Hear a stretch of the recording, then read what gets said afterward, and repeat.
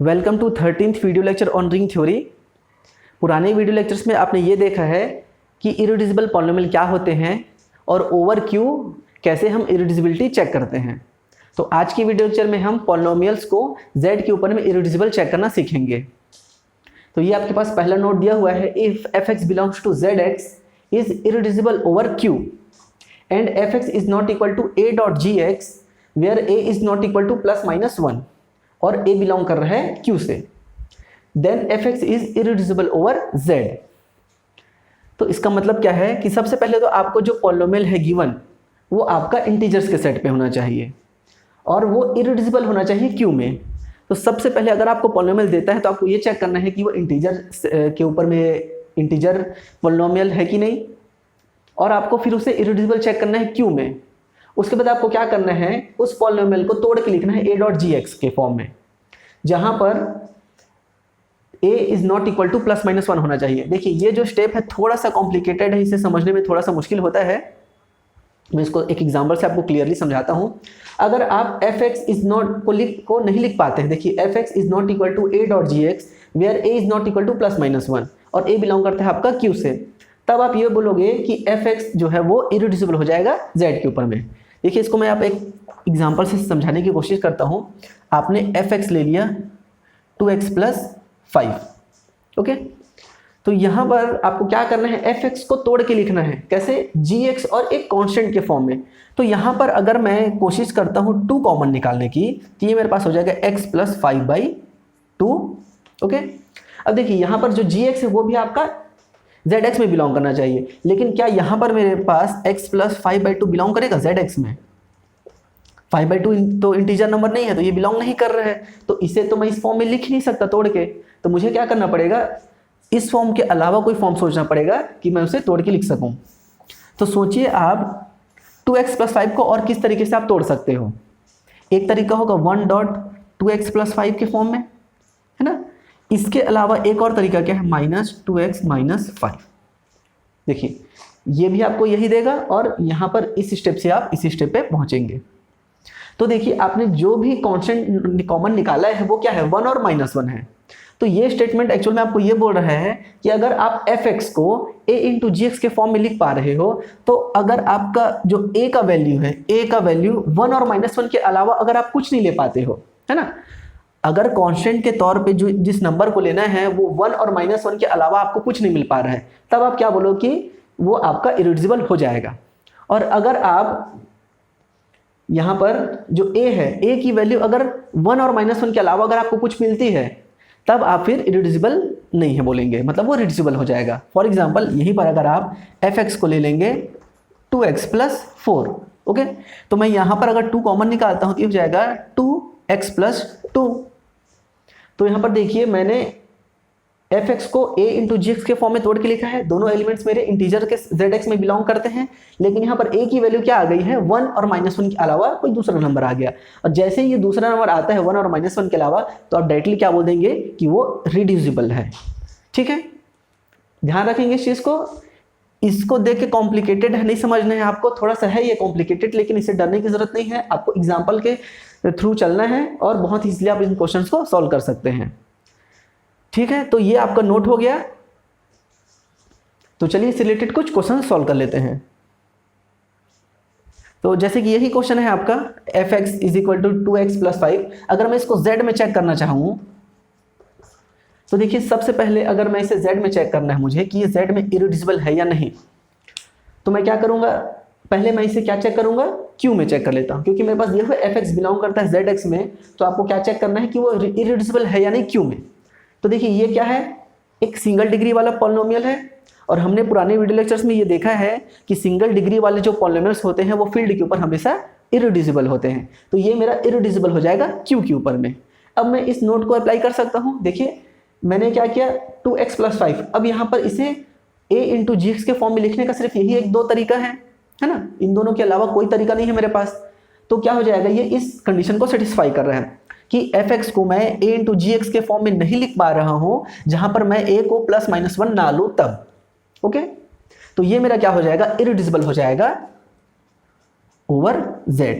और हमने पुराने क्वेश्चंस में भी इसे किया था। जो फर्स्ट वीडियो लेक्चर था हमारा, 2x + 5 जो होता है वो हमेशा इस टाइप के जो पॉलिनोमियल्स होते हैं वो इरिड्यूसिबल होते हैं z में, क्योंकि इन्हें तोड़ने का और कोई तरीका नहीं है ना।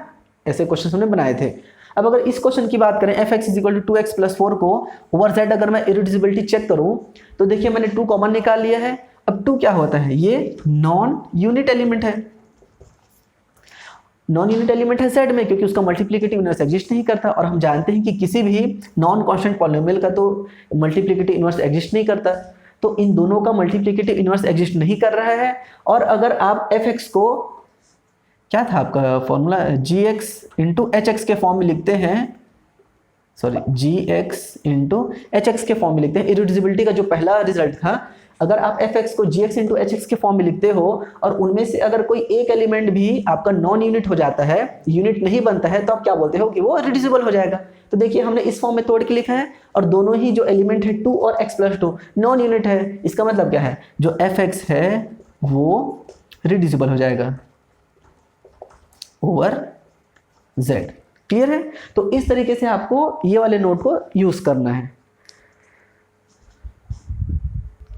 आप चाहो तो यहाँ पर इसे एक चीज़ यहाँ पर ऐड कर सकते हैं कि gx भी आपका बिलोंग करना चाहिए zx में। अगर आप इसे लिख लोगे तो शायद ज़्यादा इसी तरीके से समझ पाएंगे आप, क्योंकि यहाँ पर हमने a को बिलोंग कराया है q से, तो बहुत सारे स्टूडेंट्स ऐसा समझ सकते हैं कि जो g भी है वो qx में बिलोंग करना चाहिए। तो ऐसा नहीं है ना, ध्यान रखेंगे gx कहाँ बिलोंग करना चाहिए, zx में। चलिए आगे हम क्वेश्चन देखते हैं। नेट 2015 का ये क्वेश्चन आपको दिया हुआ है, which of the followings are irreducible over z। आपको इरिड्यूसिबिलिटी चेक करनी है z में। तो सबसे पहले तो आप ईमानदारी से इस वीडियो को पहले रोकिए, यहाँ पर क्वेश्चन को लिखिए और इसे खुद से सॉल्व करिए। अगर आप इसे खुद से सॉल्व कर पाते हो तो ये बहुत अच्छी बात होगी आप लोगों के लिए, और उसके बाद ही आप चेक करिए कि आपका क्वेश्चन सही बना है या नहीं। ठीक है, तो चलिए पहला आपके पास ऑप्शन दिया हुआ है x² - 5। आपको चेक करना है x² - 5 इरिड्यूसिबल होगा या नहीं। तो यहाँ पर अभी जस्ट पहले हमने जो नोट देखा था, आप उसका हेल्प लेके बनाइए, बहुत इजी तरीके से बन जाएगा। देखिए x² - 5, ये आपका, देखिए जितने भी क्वेश्चन आपके पास दिए हुए हैं, सारे क्वेश्चन आपके zx जितने भी जो हैं ऑप्शन, सब के सब जो पॉलिनोमियल है वो कहाँ बिलोंग कर रहे हैं, आपके zx में बिलोंग कर रहे हैं, है ना। कहीं पर भी आपको 2/3, 5/3, 7/3 इस टाइप का कोई भी एलिमेंट नहीं दिख रहा है। मतलब जितने भी कोफिशिएंट हैं सब के सब zx में बिलोंग कर रहे हैं। तो आप इजीली जो पुराना वाला हमारा रिजल्ट है उसे आप यूज़ कर सकते हैं। तो देखिए फर्स्ट क्वेश्चन में x² - 5 बिलोंग कर रहा है zx में, है ना। और अगर मैं इस वाले क्वेश्चन में आइंस्टाइन इरिड्यूसिबिलिटी टेस्ट अप्लाई करना चाहूँगा तो देखिए इसे मैं किस तरीके से लिख सकता हूँ। इसे मैं -5 + x², है ना, इस फॉर्म में लिख सकता हूँ। ये आप मेरा हो जाएगा f(x) -5 + x²। अब देखिए मेरे पास 5, अगर मैं p की वैल्यू 5 लेता हूँ तो मेरे पास 5 एक ऐसा प्राइम नंबर है जो कि मेरा 5 डिवाइड कर रहा है 5 को, कांस्टेंट टर्म को, है ना। इससे मैं यहाँ पर 0 × x लिख लेता हूँ और x²। 5 डिवाइड करेगा 0 को, x वाले कोफिशिएंट को, लेकिन मेरा 5 डिवाइड नहीं कर रहा है 1 को। मतलब जो हायर पावर है x² उसके कोफिशिएंट 1 है और 1 को ही डिवाइड नहीं कर रहा है। साथ ही साथ 5 का स्क्वायर कितना हो जाएगा, 25, विच डज नॉट डिवाइड -5, है ना। -5 लिख लेना आप यहाँ पर, -5 ये कॉन्स्टेंट टर्म। तो 5 के स्क्वायर कितना है, 25, और 25 -5 को डिवाइड नहीं करता है। तो देखिए ये वाला जो आपने स्टेप किया है वो आइंस्टाइन इरिड्यूसिबिलिटी टेस्ट से किया है, और वहाँ से हमें क्या पता चलता है कि ये वाला जो fx है वो इरिड्यूसिबल हो जाएगा q में, है ना। अब जस्ट पहले हमने जो नोट पढ़ा है उसमें ये पढ़ा था कि अगर आप का जो पॉलिनोमियल है fx वो zx में बिलोंग करता है ना, zx में बिलोंग कर रहा है, इरिड्यूसिबल है q में। हमने दिखा दिया कि इरिड्यूसिबल है q में। तो आपको बस ये देखना है कि क्या आप इसे किसी और फॉर्म में तोड़ के लिख सकते हो। तो सोचिए x² - 5 को कोई और फॉर्म में आप तोड़ के लिख सकते हो क्या? आप इसे सिर्फ इसी फॉर्म में तोड़ के लिख सकते हो, 1 × x² - 5 या फिर -1 × x² + 5। इन दो फॉर्म के अलावा आपके पास कोई सा भी ऐसा फॉर्म नहीं है कि आप उसे तोड़ के लिख सकते हो। तो यहाँ से क्या हो जाएगा, आपका जो फर्स्ट पॉलिनोमियल है एक्स स्क्वायर माइनस 5 वो इरिड्यूसिबल हो जाएगा ओवर जेड। तो first option is the true option. Clear है? देखिए कितनी सारी चीज़ें इसमें अप्लाई हो रही है, इस चीज़ को आप समझने की कोशिश कीजिए। सबसे पहले हमने इसे इरिड्यूसिबल चेक किया है क्यू में। क्यू में इरिड्यूसिबल चेक करने के बाद हमने जो पुराना नोट पढ़ा है उसकी हेल्प से हमने इसे जेड में इरिड्यूसिबल चेक किया है। ठीक है, सेकेंड वाला देखिए, आपके पास जो पॉलिनोमियल दिया हुआ है सेकेंड से पहले हम थर्ड पे आते हैं। देखिए थर्ड वाला जो है, ध्यान से देखिए ये कौन सा पॉलिनोमियल है। मैंने पुराने वीडियो लेक्चर्स में इसे बताया है। ये कौन सा पॉलिनोमियल दिख रहा है आपको? ये साइक्लोटॉमी पॉलिनोमियल है ना। साइक्लोटॉमी पॉलिनोमियल क्यू में हमेशा इरिड्यूसिबल होता है और इस पॉलिनोमियल को आप एफ एक्स ए इंटू जी एक्स के फॉर्म में तोड़ के लिखोगे तो ए की वैल्यू 1 या -1 ही आने वाली है। तो ये वाला जेड के ऊपर भी इरिड्यूसिबल हो जाएगा। समझ रहे हैं आप? मतलब समझिए हम सिर्फ क्यू में इरिड्यूसिबल चेक कर रहे हैं, उसको डायरेक्टली फिर जेड में बोल दे रहे हैं। अब सेकंड पे आते हैं। सेकंड वाला देखिए, ये भी इसी के जैसा दिख रहा है साइक्लोटॉमी, बस गलती क्या हो गया है यहाँ पर, अंतर क्या है, x की जगह में यहाँ पर x+1 है। तो सोचिए अब मैं यहाँ पर कौन सा रिजल्ट यूज कर सकता हूँ। तो मेरे पास एक रिजल्ट था कि f of a plus x अगर इरिड्यूसिबल है फील्ड के ऊपर में तो f ऑफ x भी इरिड्यूसिबल हो जाएगा फील्ड में, है ना।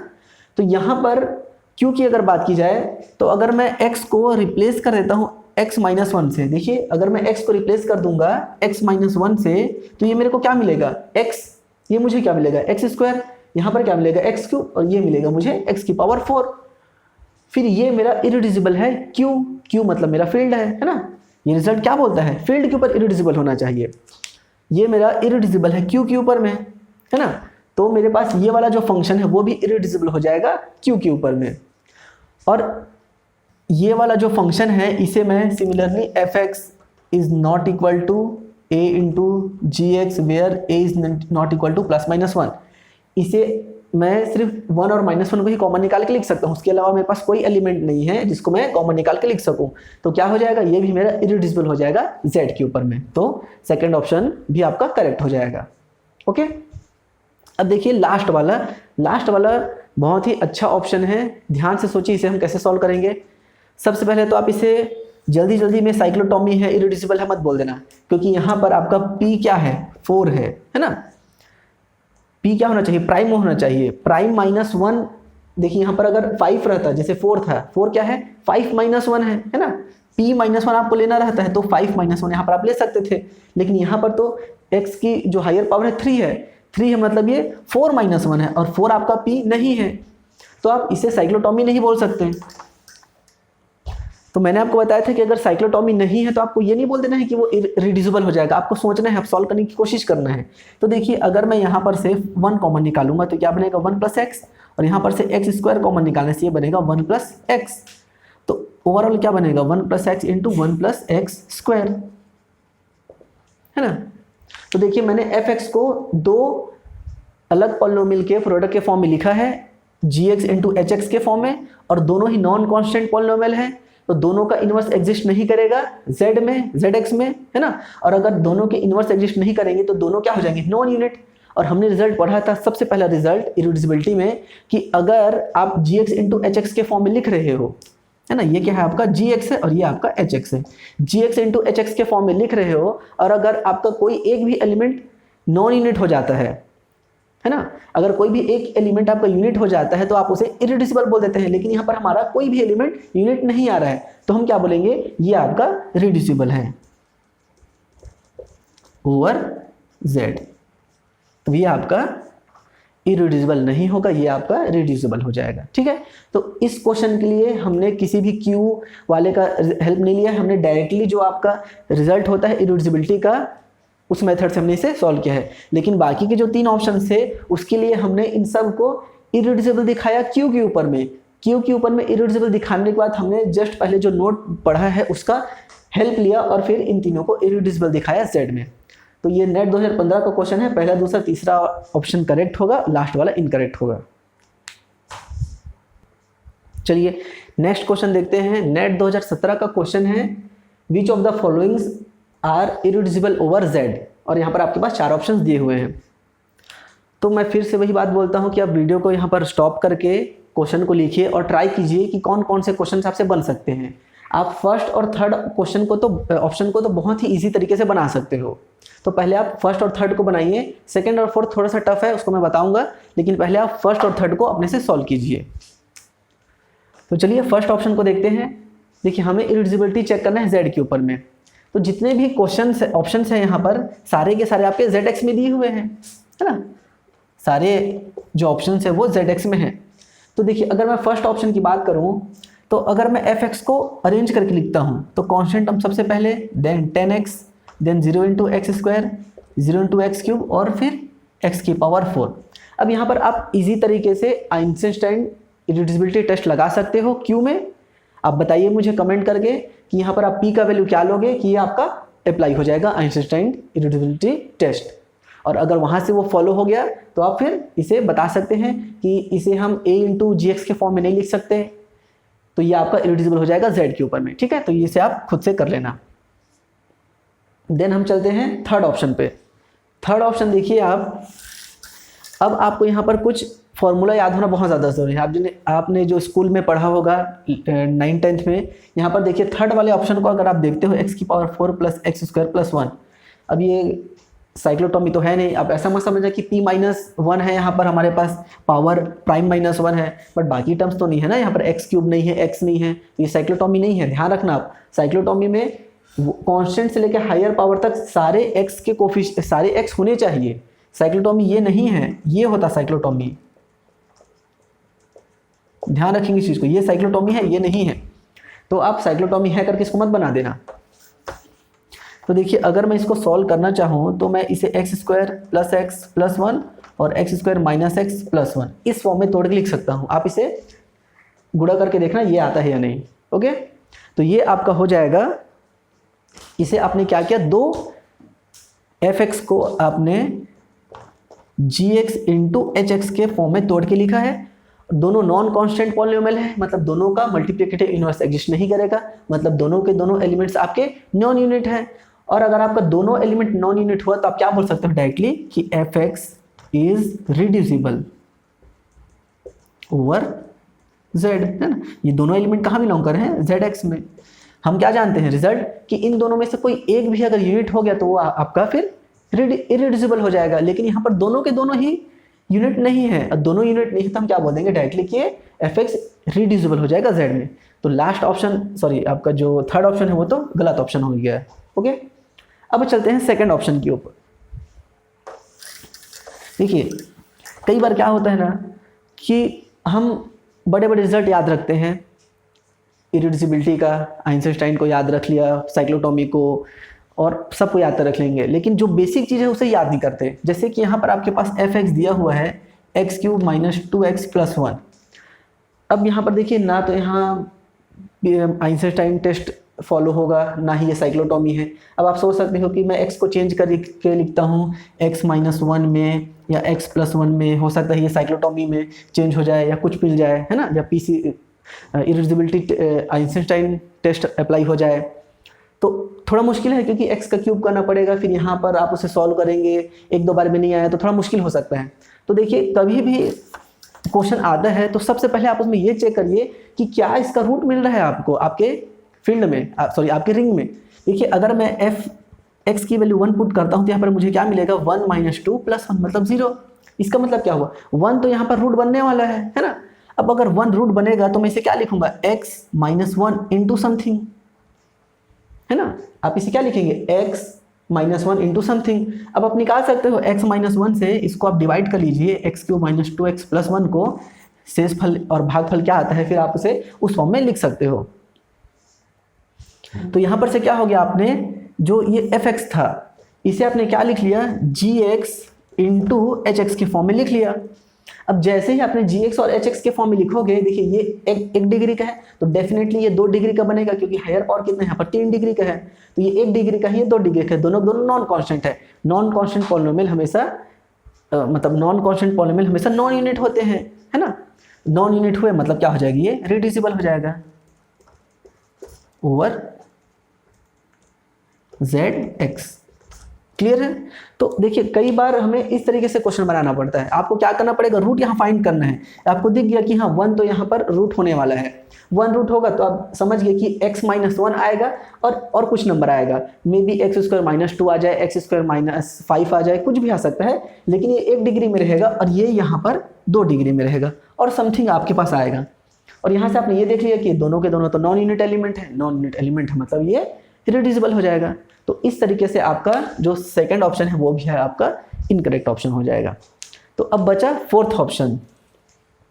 तो फोर्थ ऑप्शन को पढ़ने के लिए आपको एक और कॉन्सेप्ट पढ़ना पड़ेगा। तो यहाँ पर फोर्थ ऑप्शन को हम लोग छोड़ देते हैं, आगे वीडियो लेक्चर को कंटिन्यू करते हैं, वहाँ से हमें कुछ रिजल्ट पता चलेंगे, फिर वापस से हम इसे आके सॉल्व करेंगे। ओके,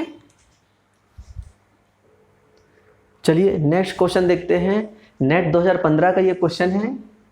क्वेश्चन आपको दिया हुआ है, which of the following is irreducible factor of fx is equal to x की पावर 12 माइनस 1। मतलब आपको ये बताना है कि x की पावर 12 माइनस 1 का जब आप फैक्टर करोगे, ठीक है, इसे आप तोड़ के लिखेंगे, तब ऐसा कौन सा फैक्टर है जो इरिड्यूसिबल होगा, मतलब जो आगे और नहीं टूट सकता। ओवर बताना है आपको, ध्यान रखेंगे ओवर क्यू। ओके, तो चलिए स्टार्ट करते हैं क्वेश्चन को। सबसे पहला आपका काम यह है कि आप fx को सिंप्लीफाई करके लिखिए। x की पावर 12 माइनस 1 दिया है, फॉर्मूला लगा के इसे आपको सॉल्व करना है। तो देखिए इसे मैं क्या लिख सकता हूँ, x की पावर 4 की पावर 3 माइनस 1 है ना। अब आप इसमें फॉर्मूला लगा लीजिए, a की पावर 3 माइनस b की पावर 3 क्या होता है ये फॉर्मूला। आप अपने से इसे बनाइए आगे, इसे कैसे हम तोड़ के लिखेंगे। तो अगर मैं इसे तोड़ के लिखना चाहूँ तो ये बनेगा x की power x minus 1 into x की पावर 4 प्लस एक्स प्लस 1। देखिए अगर मैं इसे मल्टीप्लाई करूँगा तो नहीं एक मिनट, ये हो जाएगा x की पावर 4 माइनस 8 4, ये हो जाएगा आपका x की पावर 4 माइनस 1, ये आ जाएगा आपके पास। ओके,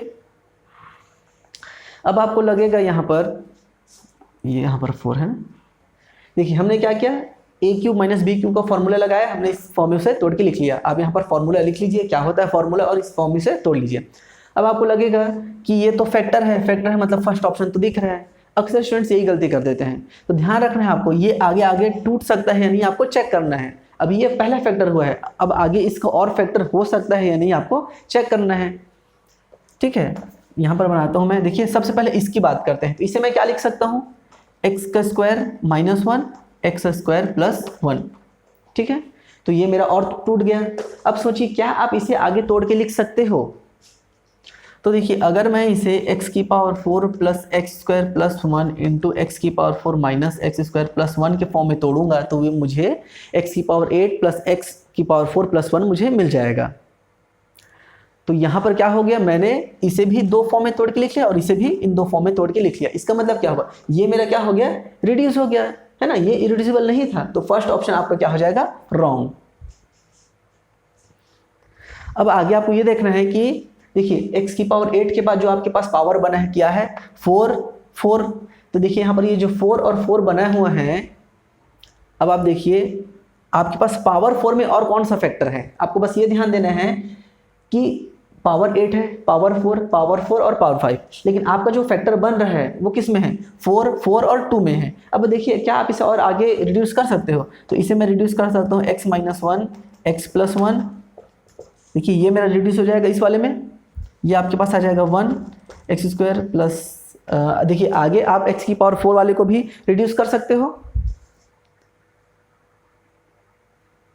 आगे हम x की पावर 4 प्लस वाले को भी रिड्यूस कर सकते हैं, है ना। ये आपके पास हो जाएगा जैसा हमने इसे रिड्यूस किया था, ये हो जाएगा x square plus x plus 1 और x square minus x plus 1, और ये आपका एज इट इज रहेगा।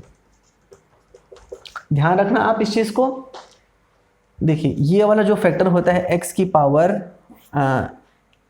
2a प्लस एक्स की पावर a प्लस 1, ये हमेशा रिड्यूस हो जाता है ठीक प्लस में, लेकिन यहीं पर जो माइनस वाला है वो रिड्यूस नहीं होता।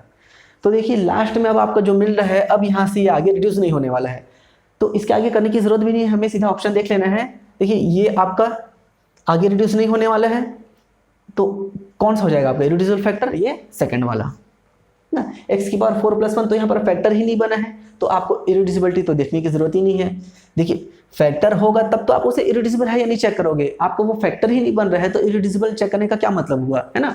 तो थर्ड और फोर्थ ऑप्शन तो आपका ऐसे ही गलत हो जाएगा, क्योंकि वो तो आपके फैक्टर ही नहीं है, तो आपको उन्हें चेक करना ही नहीं है। फैक्टर कौन सा बन रहे हैं, 1 और 2, ये दोनों फैक्टर बन रहे थे, और आपने देखा कि 1 को तो हमने यहाँ पर फैक्टराइज कर लिया था इन दो फॉर्म में, लेकिन आपका जो सेकंड ऑप्शन है वो यहाँ पर आगे फैक्टर नहीं हो पा रहा है, तो सेकंड वाला आपका ट्रू ऑप्शन हो जाएगा।